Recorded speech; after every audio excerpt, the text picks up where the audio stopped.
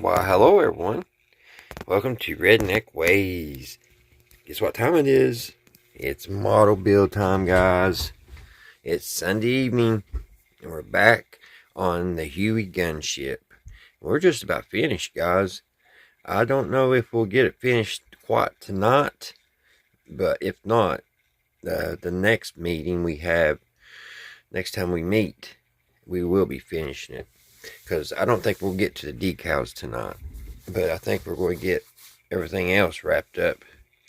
Tonight, guys, we're going to be working on the guns.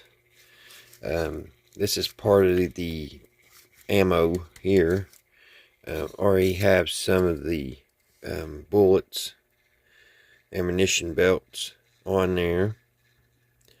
I just got to get them painted and get them looking good. We've got to put our little wings on the back here. Gotta get that in place. And I went ahead and on the engine, I put a little bit of black. Let me see if I can. Is my light on? No. Alrighty. Yeah, my light's on. I just put a little black around here.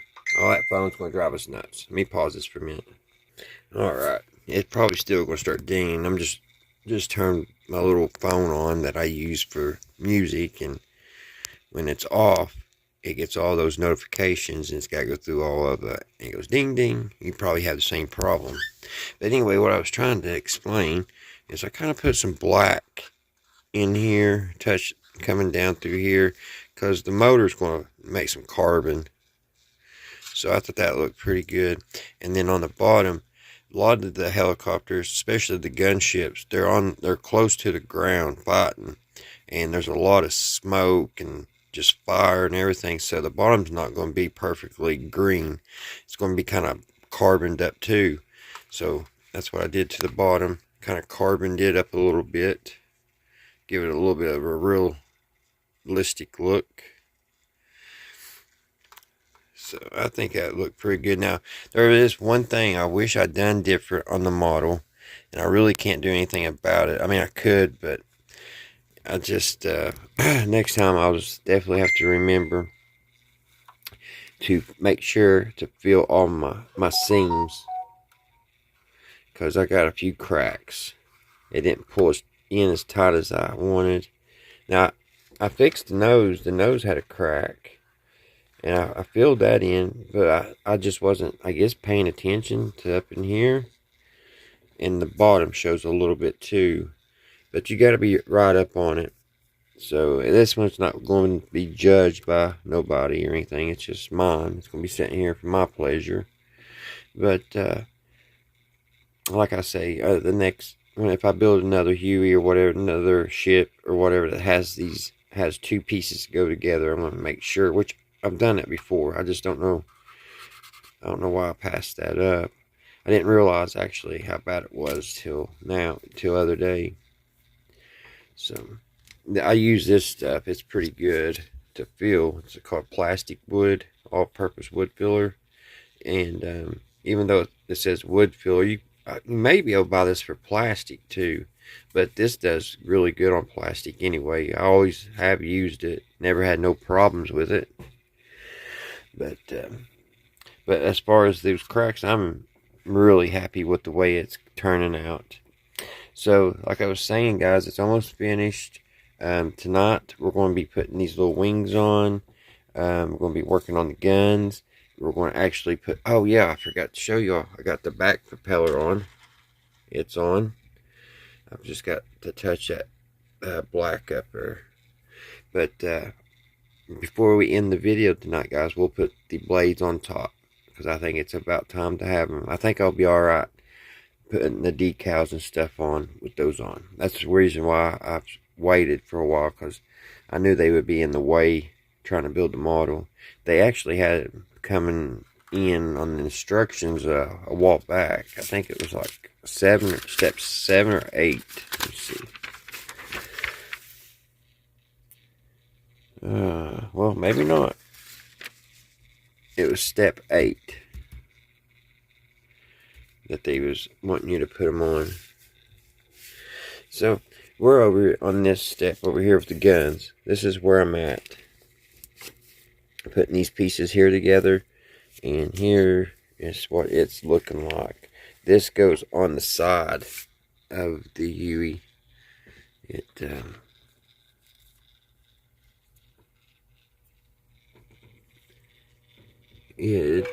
There's 2 holes here that it mounts to. I can't really hold the phone and show you at the same time. But you see those 2 little holes right here? It mounts there. That's where it'll be glued. And then the ammunition goes in.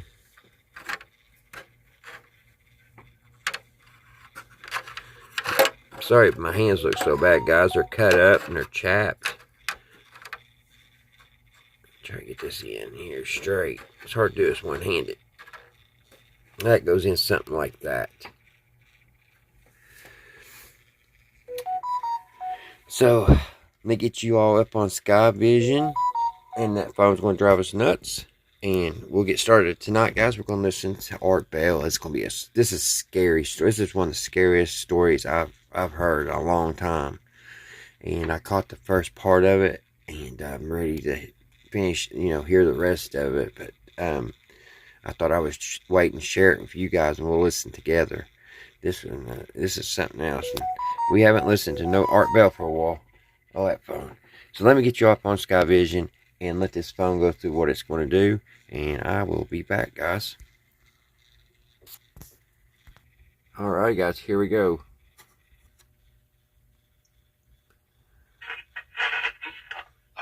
If you would please tell us just a little bit about yourself. Actually, I have 3 children. Still live in the same house where the last part of this story occurred. Retired, and Mr. Entity has been gone 25 years now, and we've never heard another thing from him. Alrighty, it's good start, if you have 3 children, then that's what you do. Right, that's true. So this all occurred that long ago, Debbie, is that right? Yes, it did. It happened twice. It actually started before I was even in the scene. It happened. I married my husband in 1987. Right. And this actually started from what we can, the researchers that came to study it think it started back in 1980. It had to do with I'm sorry, I missed the year, 1980 something. 1984. And it had to do with a Guatemalan housekeeper who practiced Santeria. Ah, yes. Okay, so who got her upset?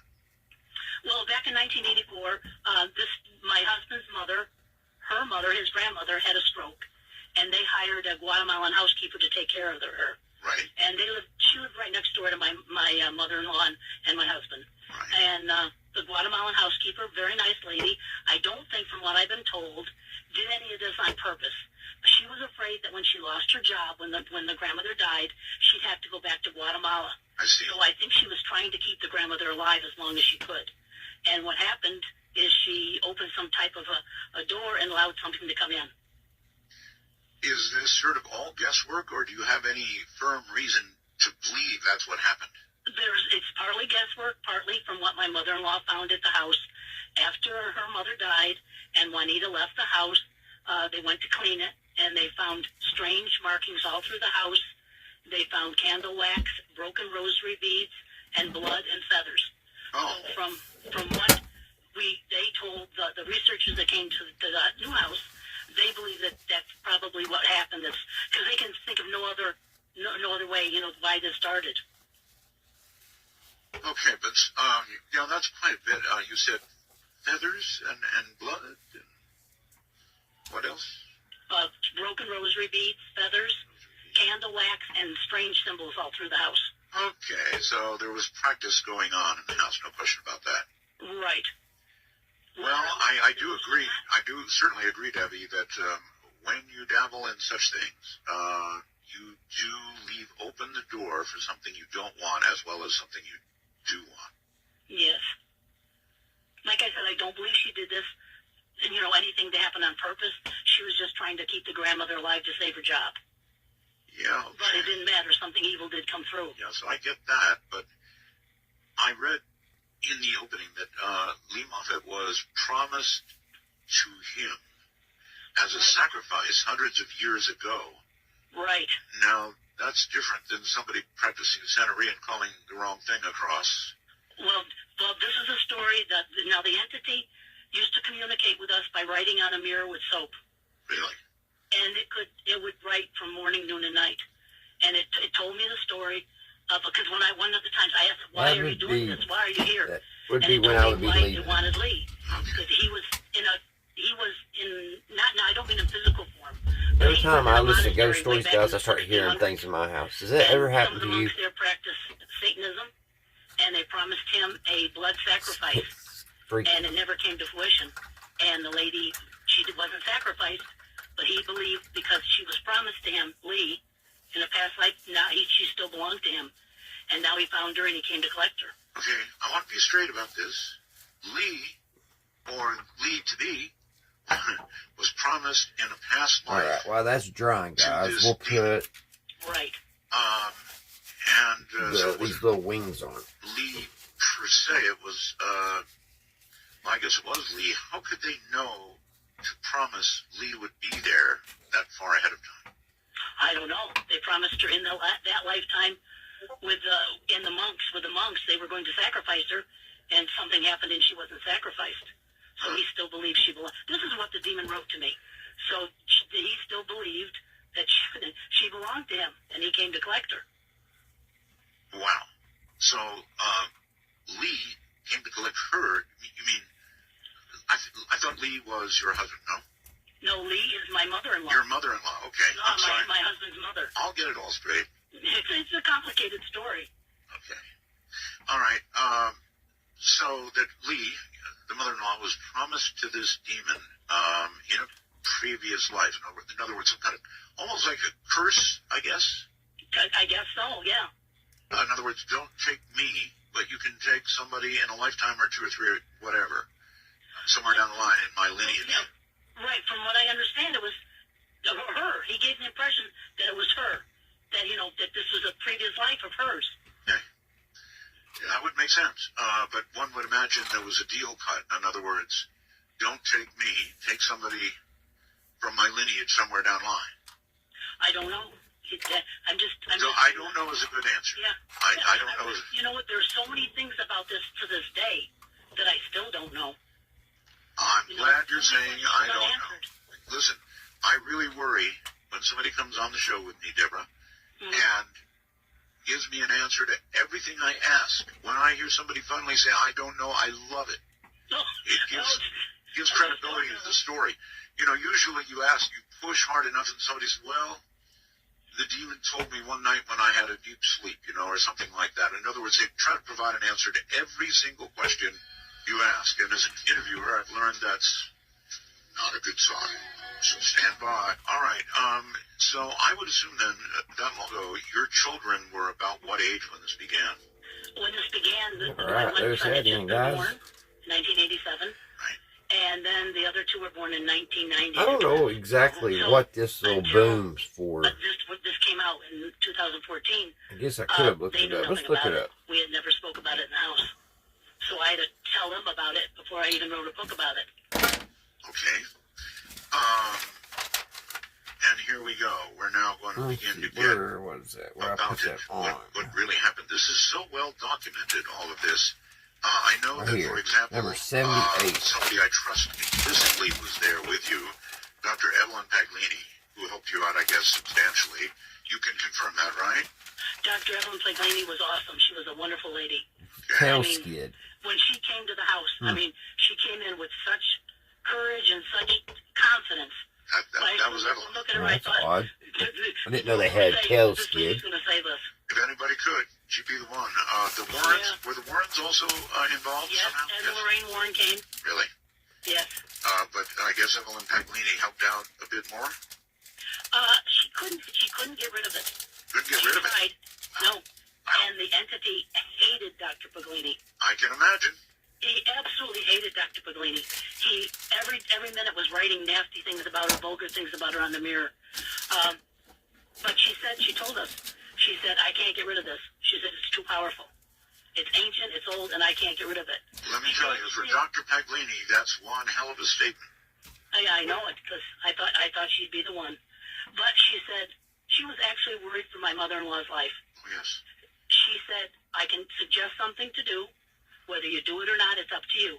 She said, this deity, she called it an ancient deity, or she never really called it a demon, she called it more of a deity. Okay. She said, if you take one room upstairs and empty it and give it the room and pay homage to this won't hurt you, and it'll actually make your life better. She said, because I can't get rid of it, and I don't know if your mother-in-law can be saved. So oh, good Lord. that's what she suggested. Wow. Okay. Let us know. That looks back pretty to sweet the very for first the ammunition, don't it? This and gold it's still the same pin. house, right? Metallic marker. It started at a I different got these house. at the Dollar, Yeah, all right. So the Dollar at this Tree, different guys. house, And I don't know. located where? I looked And what- last time I went, and I didn't see them. But hopefully, they have them in. These are great for detail and remodels, I silver always thought there and was something gold. wrong with Rancho Cucamonga. I could never They connect look down.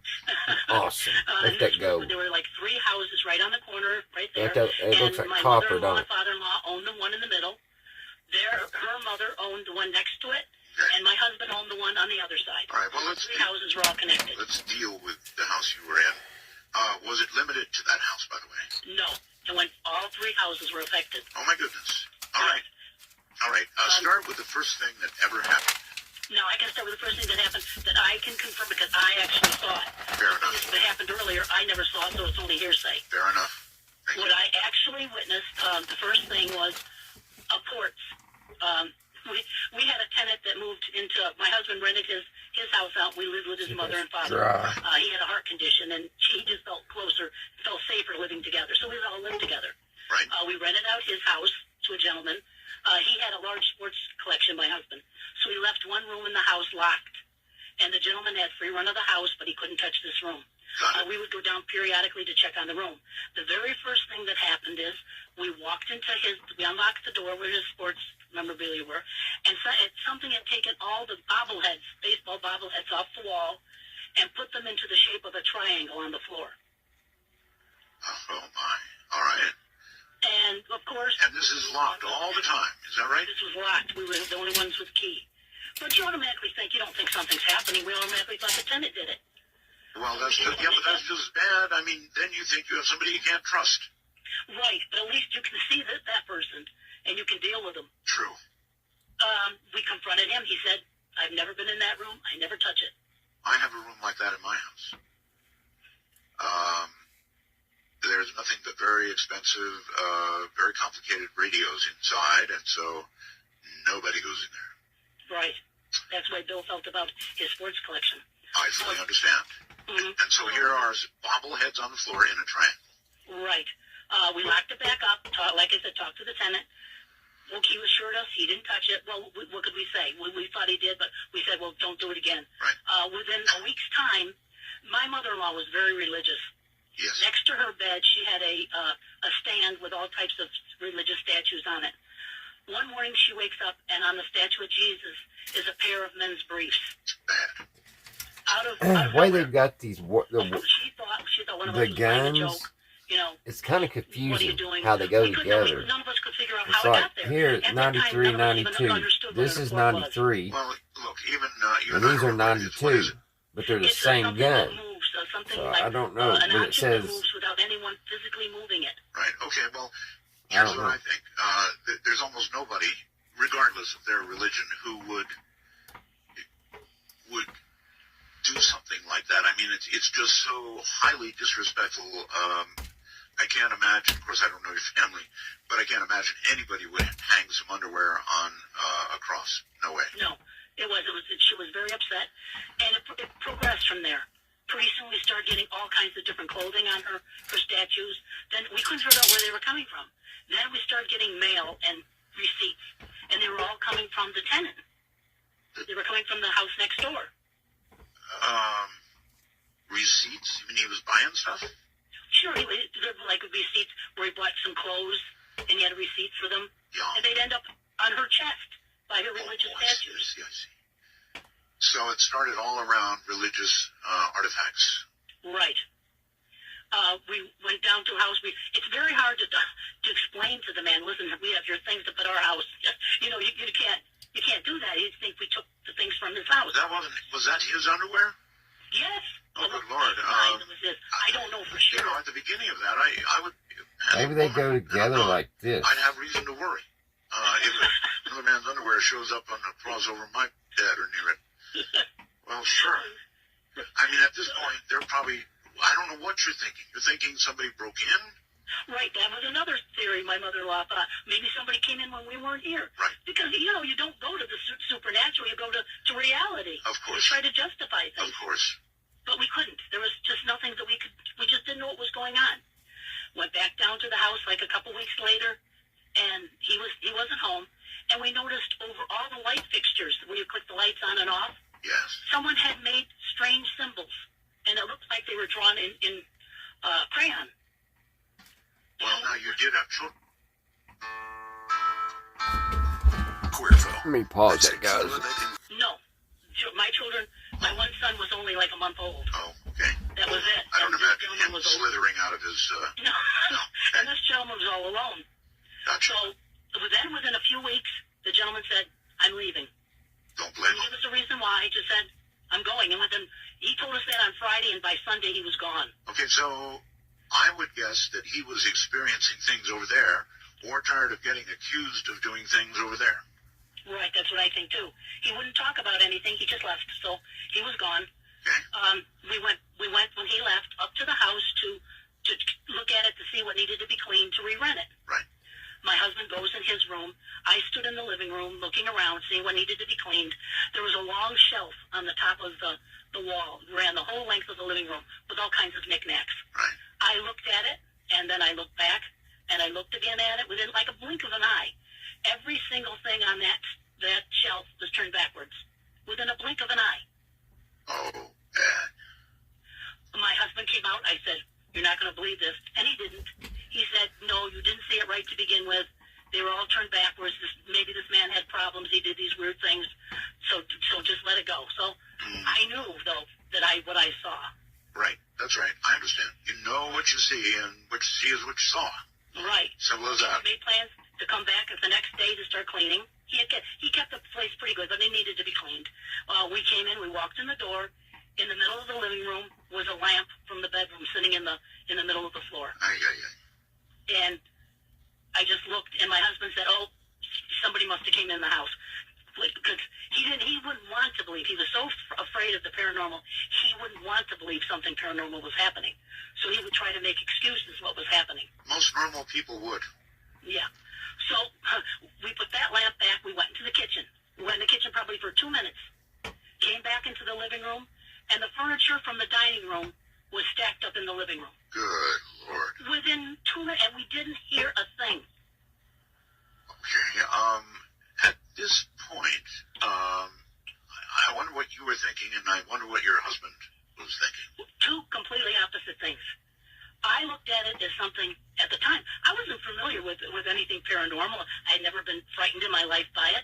Right. I looked at this as something absolutely fascinating. Look what was happening. You know, it was like my mind was going in circles trying to figure out what was going on.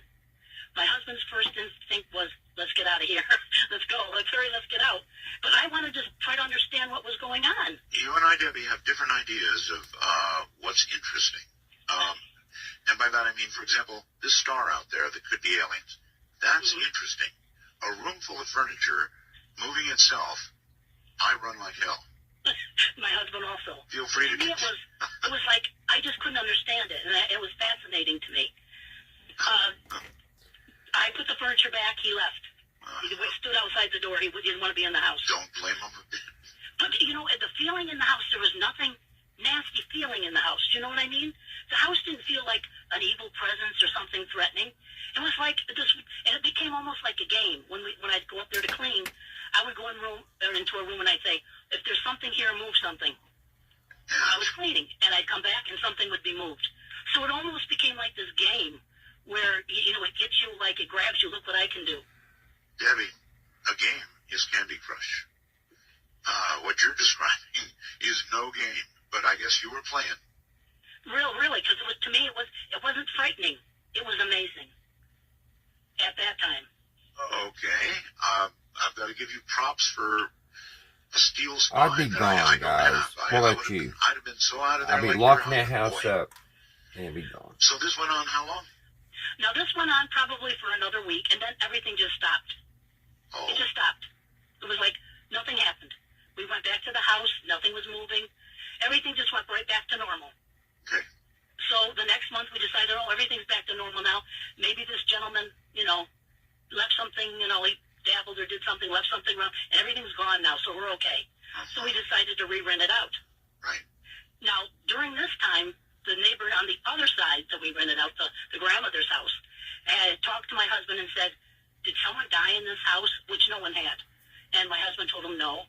But he evidently had been playing with a Ouija board. And he said he contacted something on a Ouija board. Oh, brother. And he wanted to know if anyone died in the house. My husband said no, didn't want anything more to do with it because he didn't want to even talk about it. So this neighbor wanted to know if anybody had died because he had been playing with a Ouija board. And it contacted someone. Okay. And I presume stuff began to happen to him. We don't know. He never said a word. But one strange thing that happened, his son, he was like 20, 21 years old, moved in with him. We saw his son. This was a strange thing. We saw his son. My mother-in-law walked by the house. She was walking her dog, and his son was in the backyard, and he was digging holes and planting trees, but he wasn't planting trees like planting trees. He was planting them upside down. Okay. Yeah. So she was going to talk to him. She said when she looked at him, he just stared at her and just stared, and she got frightened, and she left him alone. She said she didn't care if he was planting trees upside down. She just left. I get that. So things were happening on the roadsides, and then everything stopped. It was like it just stopped. So we thought, well, okay, everything's okay now. So did somebody go out there and plant the trees correctly, or did they stand forever looking silly? No, they died, and they were all just thrown away. That figures. Eventually, because within a month or so after that, the tenant died. Okay. Monty, his name was. He died. Okay. And his son moved out, so that house was empty.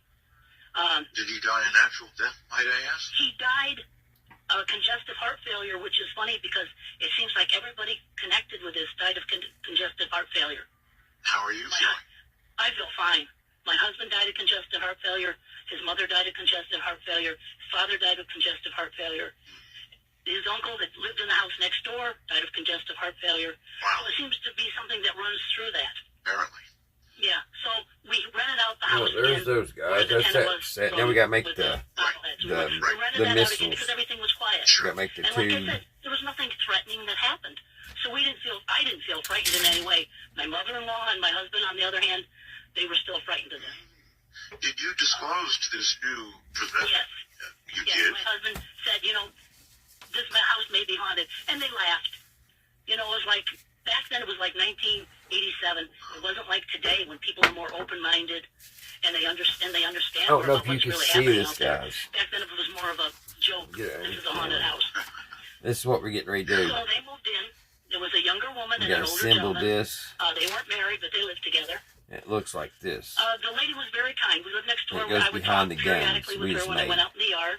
She was a nice lady. It sets back then I in noticed behind I it. didn't see her very Behind much. these. Oh. I can hear some And then I like see her in the front yard, and she looks like someone had beaten her up. that. And I told her, I 99. said, "Are you okay? What happened?" And she told me that since they moved in the house, Hold it right This there. is your station. It's called Vintage Vibes. The neighbor was there looking as though she'd been pummeled. right? And you asked her? And she told me ever since they moved into the house that her boyfriend had become hostile. She said she didn't know what had happened to him. I told her, she had to get away from him. She said, "Don't worry, I can take care of myself." And that was the last time I ever saw her. Within a week, everything was quiet, but I didn't see Michelle. Another week went by, no Michelle. I saw him out in the front yard. I said, "How's Michelle? I haven't seen her in a while." He said Michelle left. And I thought Michelle left. That was the last I heard about it. Within the month, he moved out. He just said he had to leave, no problem. He just was leaving. Well, Boy. we went up there to clean the house, and it was spotless. I mean, it was bleached. It was cleaned. There wasn't a bit of dust anywhere. The only thing missing was a rug. It was like a throw rug, big throw Okay, rug. here's Suspicious. 99. Did anybody check out onto the upside down trees? Dead trees. No. So we decided we just locked it up. We didn't know. By this time, my husband, my father-in-law, myself, and my mother-in-law had decided we were going to sell the properties and move to a new house, a bigger house, and live together. So we were thinking, oh, we won't need rent anything 100. out anymore. When Monty died, we didn't rent the other house out. When this tenant left, we weren't going to rent this one out again. After he left, about a week or so, maybe 2 weeks later, someone was knocking at that door. I was in the front yard. I yelled over. He doesn't live there anymore. He asked me, well, 102.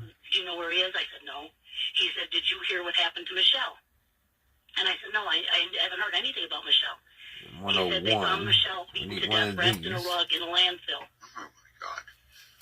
Now, I was in shock because I didn't know if this was, first of all, I didn't know if it was true. I hadn't heard anything about it on the news or in the newspapers. It was just what this gentleman was telling me. And also I remembered her saying how the gentleman, her boyfriend changed when he moved into the house. So I remember going home and telling everybody in the house what had happened. And I said, do you think we should call the police and explain, what happened? And no, they said, we don't even know if this really happened. How do we know this man was even telling us the truth? So I don't know if that had actually happened to Michelle or it didn't. It's just what the gentleman told me.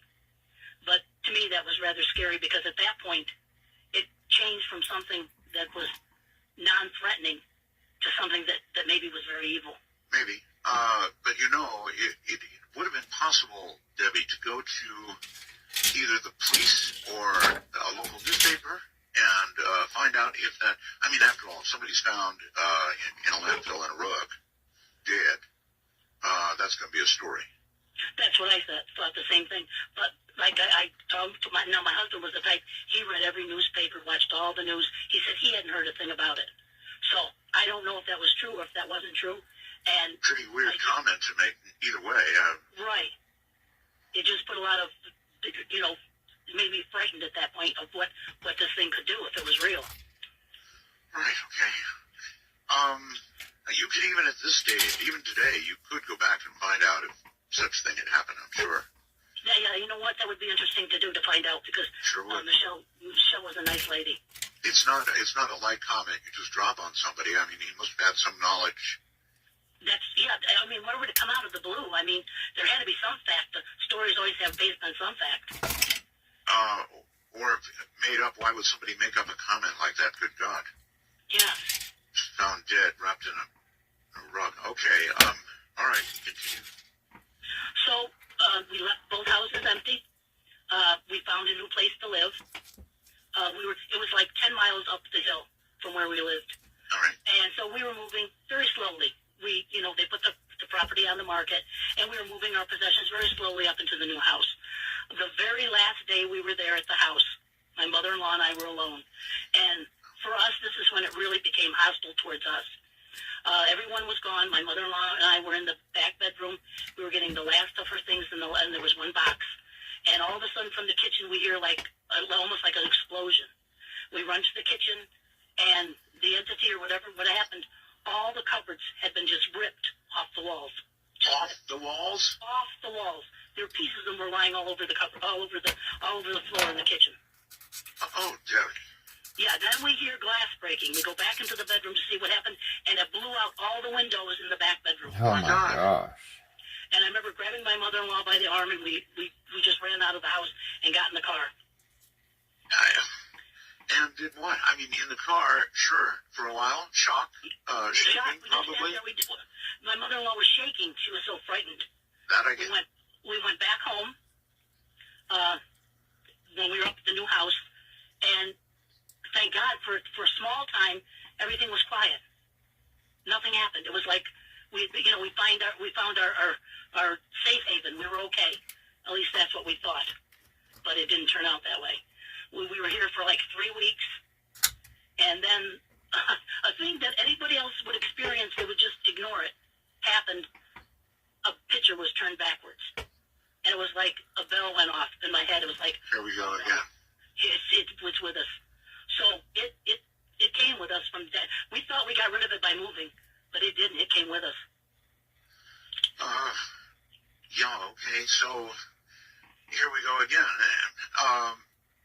So it wasn't the house, it was you, or it was your mother-in-law. It was my mother-in-law. Now, by this time, my husband and I, and we're trying to talk, my mother-in-law, she was the one that was against telling anybody what was going on or trying to find somebody to help us.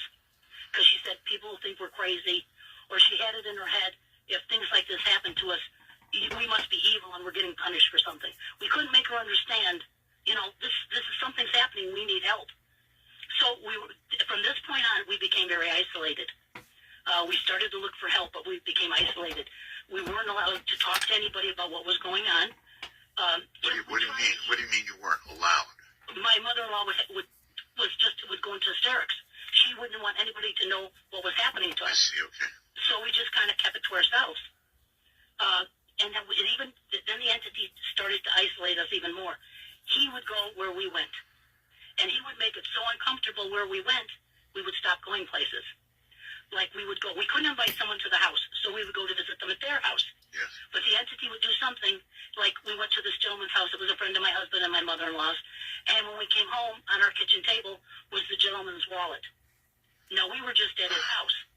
How can we explain to this gentleman why we had his wallet? Very That careful. sticky fingers. So it did things like that to make us so uncomfortable that we kind of isolated ourselves from everyone. And by this time, we finally got my mother-in-law to try to allow us to go and try to find help to tell people what was going on. What kind of help? First of all, we went to a psychologist right here in Rancho Cucamonga because I remember my mother-in-law was contacting the church at the time to try to get a priest to come to the house. And we decided to go to a psychologist to see if any one of us was causing this. So we went to a psychologist. Gee, they wouldn't be the ones to really be able to pin this sort of thing down, would they? No, not really, but my mother-in-law said we need to go find out if one of us is causing this. Okay. So we went to the psychologist, explained the whole situation. He was dubious at first. The more we explained to him, the more he started to believe. Finally, he said, I can't help you. He said, you need to go to a parapsychologist, or you need to get in touch with a church or some kind of institution that studies this kind of things. I can't do anything to help you. So that was the first avenue. Probably gave you a referral slip and $200 bill. It was a big bill. So my mother-in-law contacted the local church. She was been very religious. She had stopped going to church actually when her mother died. Her mother and her used to go to church together. So when her mother died, she stopped going to church. But she was still a very religious woman. Right. She contacted the church. The priest agreed to come to the house. He came to the house. It was an older gentleman. He walked in the house. He walked into the foyer, and he wouldn't move from there. He was supposed to go through the whole house and bless the house. He said, no, I don't have to. I can do it here. He took out his holy water, and he made the sign of the cross in the hallway. And he said, okay, it's blessed. And my mother-in-law said, aren't you supposed to go to every room and do this? He said, no, this is good enough. I have to leave. So then my mother-in-law decided she would try to explain to him what was going on. And he didn't want to hear it. He looked at me and said, ladies, when they get this age, they get a little crazy. I got to get out of here. And he just ran out of the house and jumped into his car. So the way you're telling the story, it sounds like he felt whatever it was, either was lazy or felt whatever it was and said, I'm out of here. That's what I think it was, because he looked frightened. It wasn't like, he was too old to do it. It was just like he just wanted to leave. He wasn't comfortable. Okay. This is sounding more serious all the time. Okay, so he tossed the holy water, said the words, split. Now, at this point, I'm sure you're hoping that did the trick anyway. I was very doubtful that just that was going to affect this. But my mother-in-law was crushed because she thought the church would help her. So this really was a blow to her. From about this time, the entity started to focus all its negativity towards my mother-in-law. Right. Now, it made my mother-in-law's life a hell. It destroyed her clothing. I guess these are sidewinders. She'd have a pair of shoes, but they'd be from different pairs of shoes. It would take her money, her wallet. It would destroy her credit cards, her license. There's 7 missiles in that one tube. Her purse, it would hide. Her glasses, she had a very bad eyesight. It would take her glasses, so she was constantly having to buy new glasses. All right, I don't mean to be insensitive, but I've got to ask this. You remember what the priest said, right? Sometimes older ladies, particularly if they're scared or just because they're older, I mean, we all begin to change, right? So, are you confident that the mother-in-law was of sane mind and Yes. other than being scared, I get that, and I would my be. mother-in-law was an old world Italian lady, as smart as they come. Okay. And she was just frightened, but she was sane. Okay. And, I mean, I would see she'd go to her purse to try to get something, and she'd pull out money, it'd be all cut to pieces. Or she'd pull out her credit card, and it'd be sliced in pieces. So it just tormented her. In the new house, it was quite large. She had a bedroom upstairs with my father-in-law, and it had its own bathroom and a sitting room upstairs. We had the master bedroom downstairs, which was a little bit further away from them. And another thing I liked to do was knives. They would bring knives. Now, these knives weren't our knives. I don't know where the knives came from. He just imported them. He would stick them through the bottom of chairs. Especially, it would be the chair that she would sit in, so that if she sat, she'd sit on a knife. Yeah, there's a message in that. A fairly clear message. That would, it would be. I get messages. If that started to happen to me, gee, I don't know. I'd question my wife and my daughter. But if I realized that this was happening, from something like this, I don't know what well, actually, I don't know what you can do. You apparently can't move because it follows you. Right. You can't stop it because it's not human. Right. You can't even see it to defend yourself. What do you do? Yeah. And it progressively got worse. I mean, she'd go to bed at night and it would put knives in the pillow. So it got to the point where I'd have to be with her, and we'd go wherever. If she was going to sit down, we used to have to look before she'd sit so she could sit down safely. The next thing that happened to me was the most amazing thing. All these other things were just torment, but the next thing to me was amazing. It started to write on the mirror with soap. Okay. What did it say? In her bedroom. In the bathroom of her bedroom. What is the first thing you saw? The first thing it said was, I think it was "talk to me." Really? Yes. And then I remember my father-in-law. When it first happened, she was upstairs alone. So, when she called me up, she said, "You have to see this." I left the room. I came back in, and this was on the mirror. Everyone else was downstairs, so it just was her upstairs.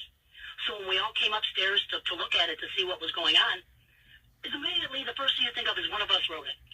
Sure. Because I never even heard of ghosts or demons writing on things and actually communicating with you. I never heard of that. Well, it was in her room, so you would think she wrote it, right? Right. So what we did first, we examined it, and I found out that it was soap. And so we cleaned it. We cleaned the mirror. Right. And we walked outside the bathroom. We were the only people in the house. There's only one door to the bathroom. The four of us stood outside the door, and I remember we talked. We said, if we go back in and there's writing, then we know none of us are doing this. We opened the door, we went back in, and there was writing on the mirror. Oh, my God. So we knew then no one else could be in the little bathroom. No one else could get in the bathroom. We were in front of the door, and the four of us were right together. Perfect. So we knew all right, so this time, what did it say? It started saying it didn't want us to go in the attic. Don't go in the attic. Right. It didn't want us to go into the attic. It started to pretend. When it wrote, it would write all the time. It pretended to be my mother-in-law's dead sister. My mother-in-law had a nickname when she was a child that only her one sister called her. Yes. It was Nini. Right. And the entity wrote on the mirror, "Nini, don't go near the attic."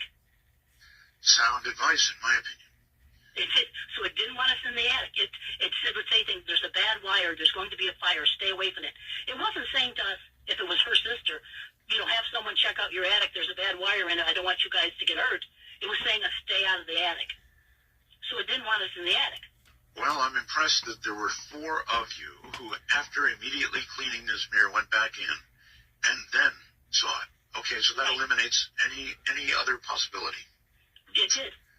At that point, we knew it wasn't one of us, and no one else could get in there.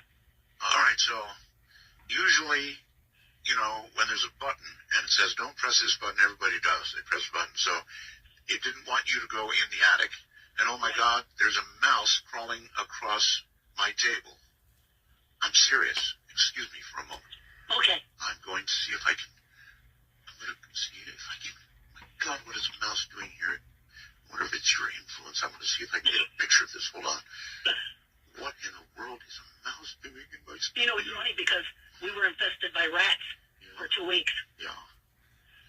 Well, tight. Oh, now he's gone. Darn it. All right, where'd you go? I was just had to take a pee. He was just sitting right there. I'm sorry, Debbie. I'm really sorry. You're in the middle of this story, and I'm talking about a mouse. Where did he go? Okay, let's continue with the story, Debbie. I'll keep an eye out for the little guy.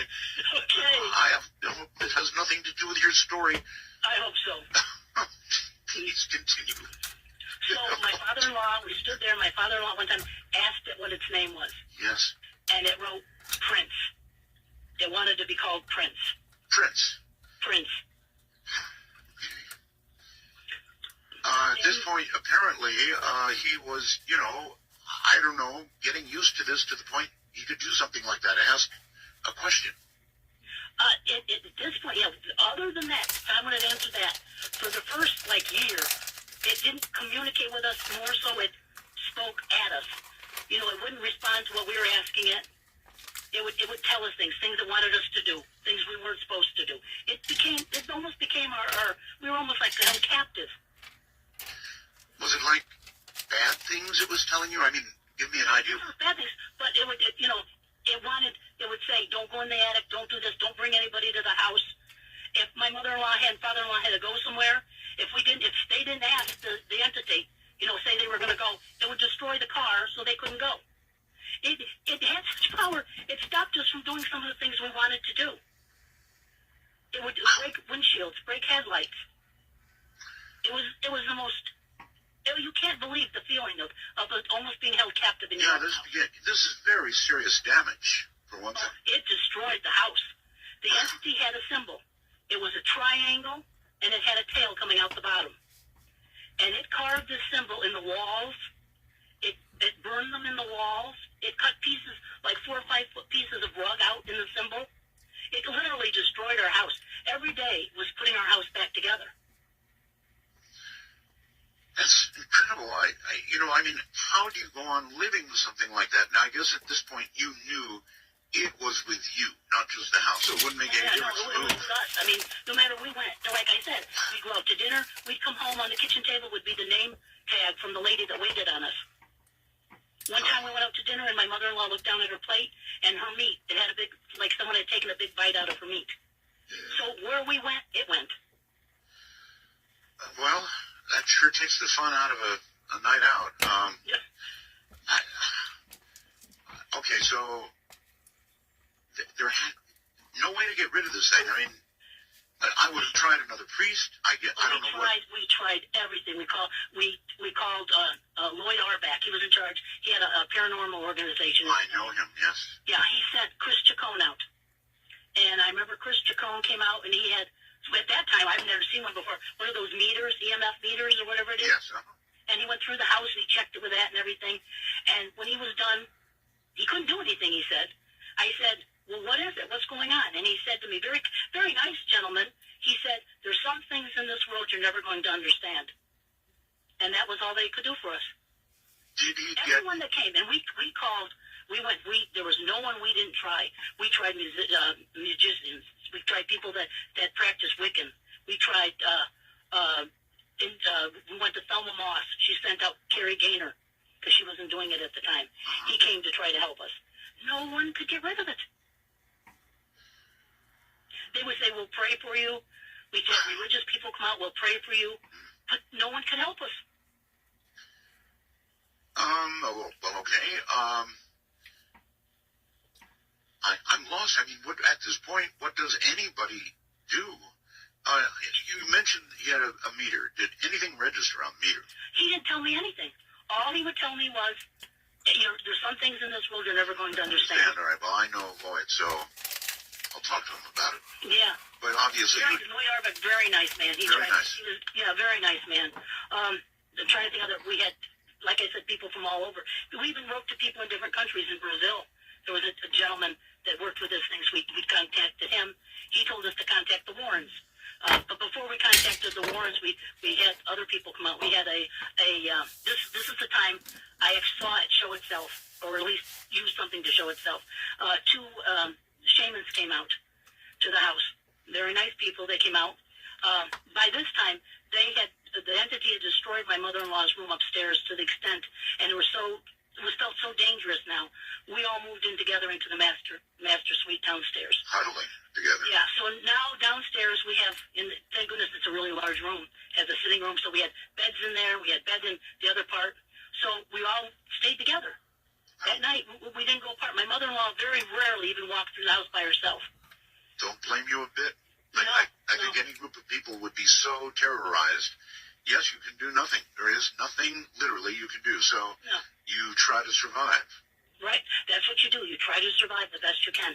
It got to the point where she'd be sitting in a chair. She'd turn next to her, and next to her would be a knife sticking right next to her in the wall. Oh, my God. And these weren't our knives. We ended up with a box of knives, a big box of knives that weren't our knives that we just threw away. Really? He just supported them here. So you saved them? We had them in a box, and we threw them away after about a year when the box got full. We just threw them away. You had a box full of knives. Yeah, and they weren't our knives. And they were all kinds of knives, old knives, new knives. So, at this point, you had no idea. Well, you were in discussions with this thing, right? I mean, obviously. Up to a point, we weren't, because in a way, like I said at the beginning, the first year or so, he talked at us. He wouldn't really communicate with us. Later on, he started communicating with me. But at this point, he wasn't. Like, the last thing was, like, before the spear came. I'll talk to you about the spear. But before they came, the Indians came. The shamans came. Indians, Yeah, okay. shamans. Very nice people. They really tried to help us. There were two shamans came, a female and a male. And I went with them upstairs. Now, no one was upstairs. The entity took over the upstairs. It became his upstairs. You could feel it if you would start going up the steps. You get halfway up the steps, and it was like something would just tell you no. And you didn't want to come back down the steps. You just left it alone. So we didn't use the upstairs for like 6 years. Good Lord. He went, the two shamans went upstairs. They asked me to come with them. I went with them. They did a ritual. They had, I remember, feathers, and they were putting sage, I think, all through the rooms and chanting. They opened up the door, which is right at the top of the steps that goes into the attic. They opened up the door, and they would blow the sage in. And as they would blow the sage in, a second later, something would blow it back out. And their reaction? Yeah, you could see the smoke go in, but you could see something blow it out again. And their reaction to that? They said, we have to go into that room.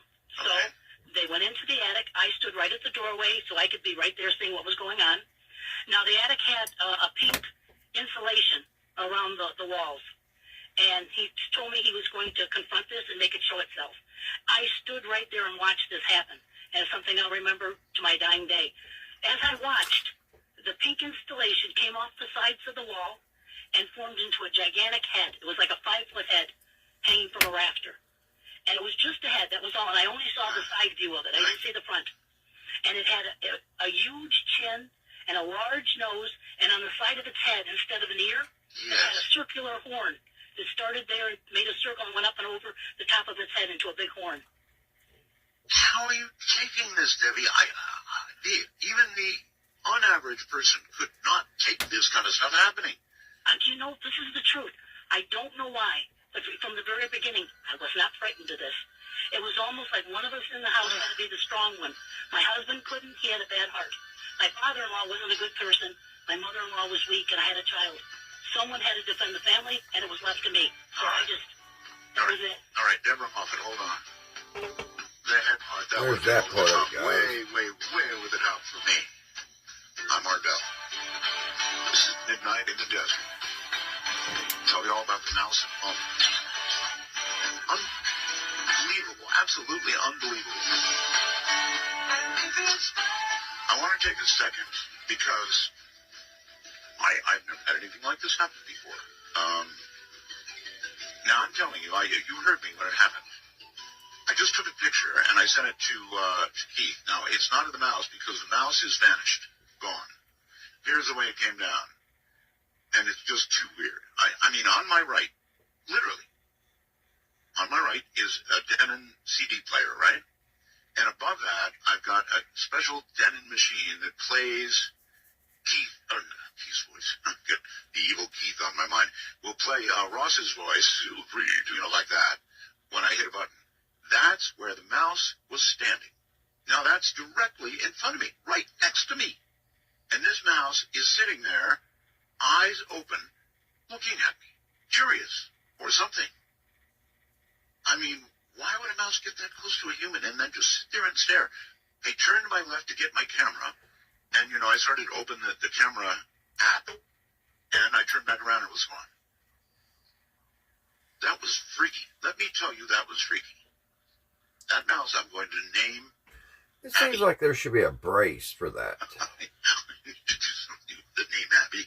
I may have it on wrong, guys. We're going to have to study that a little bit. What was weird about it is, A, it was so close to me. B, it could have set off Ross's voice. It was just standing there. So, and C, it was staring I guess we're going to call it a knot. Because this, I know. to me, Too needs, much, right? I don't know, it happened, just, and, I don't like how it's, my chest. it's So anyway, not very I sent a picture tight on to that. Keith of the equipment I'm talking about. He's going to post it up there, I think. So I'm going to study that a little bit, Take a look. You'll see how close this is to me. It's right here. and we'll make a part 2 of this Art Bell I could have grabbed him with my hand. show, That's how close he was. But the little sucker was staring at me. and it'll give us something to look forward to next Sunday, gathering guys. back together.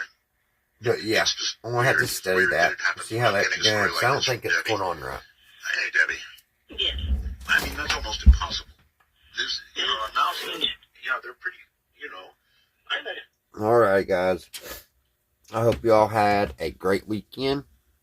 And until the next one, I'll see you right here, Redneck Ways. Bye, guys. Have a great week.